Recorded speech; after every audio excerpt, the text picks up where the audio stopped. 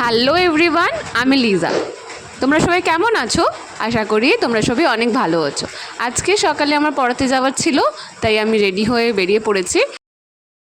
তো আজকে ওকে আমি করাচ্ছিলাম বার্ডস নেম, তাই জন্য কিছু পিকচারও ড্রয়িং করে দিয়েছিলাম বার্ডসদের, আর তার নিচে ওকে লিখতে দিয়েছিলাম ওই বার্ডসগুলোর স্পেলিং। ও সেটাই লিখে লিখে প্র্যাকটিস করছিল। আজকে এই পড়াগুলি ওকে করাবো। অ্যাডিশন ও শিখবে, কারণ ও এলকেজিতে পড়ে। ওদের এবারে সিলেবাসে অ্যাডিশনও দিয়েছে, সাবট্রাকশন দিয়েছে। তো সেই জন্য সেগুলো ওকে শেখাচ্ছিলাম, আর খুব ইজিলি ও পড়াগুলোকে ক্যাচ করে নিতে পারে। ওকে পড়ানো শেষ হয়ে গেলে এবার বাড়ির দিকে আমি যাব। দেখেছো 9:30 10টার দিকে কত রোদ। এই রোদের মধ্যে বেরোতে ইচ্ছাই করে না, কিন্তু তাও যেতে হবে, কিছু করার নেই। আর তো আমি বেরিয়ে পড়লাম বাড়ির উদ্দেশ্যে, আর খুব খিদেও পেয়েছিল। তো ভাবলাম যাওয়ার সময় একটা ম্যাগি কিনে নিই, আর বাড়িতে গিয়ে ম্যাগিটা সুন্দর করে বানিয়ে খাবো, ও তোমাদের সাথে ভিডিওগুলোও শেয়ার করব। আমার খাবারের মধ্যে ম্যাগি খেতে খুব ভালো লাগে, চাউমিনও খেতে খুব ভালো লাগে। তো সেইগুলোই আমি মাঝে মাঝে একটু নিজে বানিয়ে খাই। আমি বাড়ি চলে এসেছি, আর মা তখন বললো, তাহলে তুই যখন ম্যাগি খাই বলছিস, তাহলে তুই তোর মতো করে বানিয়ে নে। তো আমি ভাবলাম তাহলে বানিয়ে নিই। তো প্রথমে তেল নিয়ে নিয়েছি, আর পেঁয়াজ দিয়ে দিচ্ছি।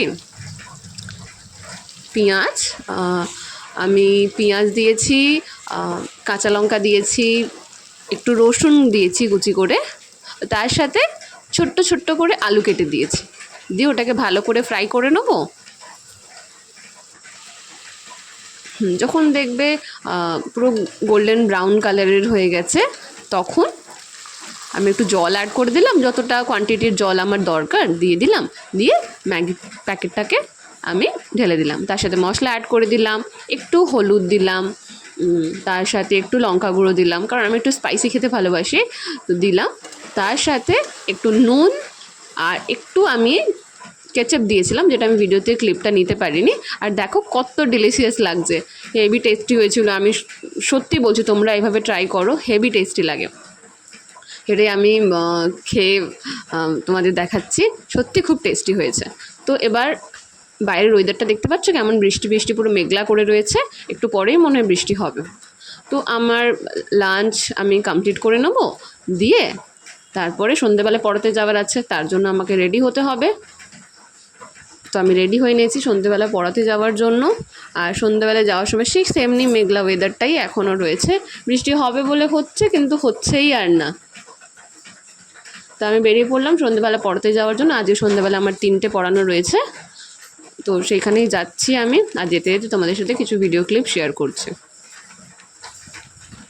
মেঘলা ওয়েদার করে আছে, তো বৃষ্টিটা হলে একটু শান্তি হয়, এত গরমের মাঝখানে আর ভালো লাগছে না। তো আমি এসে পৌঁছে গেছি। তো আমি ওয়েট করছি লিফটের জন্য। আমি তো গ্রাউন্ড ফ্লোরে আছি, তো আমি ওয়েট করে আছি 4th ফ্লোরে যাওয়ার জন্য। বাইরের ওয়েদারটা দেখতে পাচ্ছ, কিন্তু এই ওয়েদারে সুন্দর সুন্দর হাওয়া দিচ্ছে, ঠান্ডা ঠান্ডা হাওয়া দিচ্ছে, বেশ ভালো লাগছে। তো আমার স্টুডেন্টকে ওকে কোয়েশ্চেন আনসার লার্ন করতে দিলাম, ও লার্ন করছে, ওকে লিখতেও দেবো। তো আমি ভাবলাম তাহলে আমি চ্যাপ্টার থেকে ইনসাইড কোয়েশ্চেনগুলো রেডি করে দিই। তো সেটাই বসে করছিলাম, করতে করতে দেখি ঝমঝমে বৃষ্টি স্টার্ট হয়ে গেল। তো ওই ক্লিপটা আমি নিতে পারিনি, কারণ যেহেতু জানলাগুলো বন্ধ করে দিয়েছিলাম, ঝাপটা আসছিলো জলের, তো সেই জন্য। তো এরই মাঝে আমার স্টুডেন্টের মা একটু চা আর একটু ফ্রাইজ এনে দিল খাওয়ার জন্য। তো আমি সেটাই লিখছিলাম, ও তারপরে সেটা খেলাম। দেখতে পাচ্ছ ওদিকে আমার পড়ানো শেষ হয়ে গেল। দেখতে পাচ্ছ রাস্তায় কত জল জমেছে।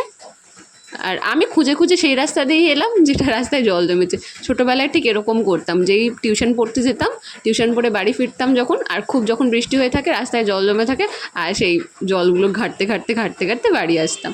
আর একটা টিউশনের কাছে চলে আসলাম, প্রায় 15-20 মিনিটের ডিস্টেন্সে। তো দেখেছো কতটা ভিজে গেছি আমি, কিন্তু কিছু করার নেই, বৃষ্টি হোক রোদ হোক যাই হোক, পড়াতে তো যেতেই হবে। তো আরেকটা স্টুডেন্টের বাড়িতে আসলাম পড়ানোর জন্য। ওকে ম্যাথস করতে দিচ্ছিলাম কিছু, এত ভালো সে ম্যাথসে, এবারে ও ম্যাথসে ভালো রেজাল্ট করেছে। ওকে একটা অ্যাওয়ার্ডও দেওয়া হয়েছে। তো ও ম্যাথসের খাতাটা আমি তোমাদের সাথে শেয়ার করব, তোমরা দেখো। প্রত্যেকটা অঙ্ক খুব ভালোভাবে স্টেপ বাই স্টেপ করে, আর প্রত্যেকটা সঠিক হয়।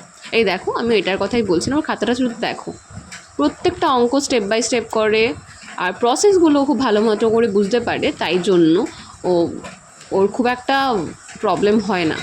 তো আমি সবসময় চেষ্টা করি যাতে স্টুডেন্টের কনসেপ্টটা ক্লিয়ার থাকে। যদি স্টুডেন্টের কনসেপ্ট ক্লিয়ার থাকে তাহলে সে অবশ্যই ভালোভাবে করতে পারবে এবং স্কোরও করতে পারবে এক্সামে। কারণ আমরা এত কিছু শিখছি নিজের লাইফে, যাতে আমি এক্সামে ভালো করে লিখতে পারি, আমরা যেন শিখতে পারি। ওর প্রত্যেকটা অঙ্কই খুব ভালো করে করে, ওর খাতা চেক করলেই বোঝা যাবে। তোকে এবার পড়ানো হয়ে গেল, ওকে হোমওয়ার্ক দিচ্ছিলাম, রেশিওর চ্যাপ্টারটা ছিল তো ওইটাই আমি ওকে করাচ্ছিলাম। হোমওয়ার্ক দেবো, কিন্তু এখন আমার বাড়ি ফেরা যাবে না, এখনও আরেকটা টিউশন বাকি রয়েছে, সেটা করে তারপর দেবো। মাঝখানে একটু বৃষ্টিটা কমেছিল, কিন্তু আবার বৃষ্টিটা শুরু হয়ে গেছে। এটাই ভাবছি যে বাড়ি চলে যাব নাকি পড়াতে যাব, কিন্তু তারপরে ভাবলাম যে সামনে এক্সামও আছে, কিছু করার নেই, পড়াতেই চলে যাই। দেখতে পাচ্ছ ঠিক কতটা বৃষ্টি হচ্ছে, এই পুকুরের জলটাতে বুঝতে পারবে। তো এই করে পড়াতে গেলাম, পড়ানো হয়ে গেল। এবার রাত্রিরে ডিনারটা কমপ্লিট করে নিয়েছে, কিন্তু ডিনার কমপ্লিট করে যে একটু রেস্ট করব সেটারও কোনো উপায় নেই। স্টুডেন্টের কিছু কোয়েশ্চেন পেপার বানাতে হবে, তো সেই জন্য বসে পড়লাম স্টুডেন্টের কোয়েশ্চেন পেপার বানাতে। এই বানাতে বানাতে হয়ে গেল রাত 1টা। তারপরে গিয়ে আমি একটু শান্তিতে ঘুমাতে পারবো।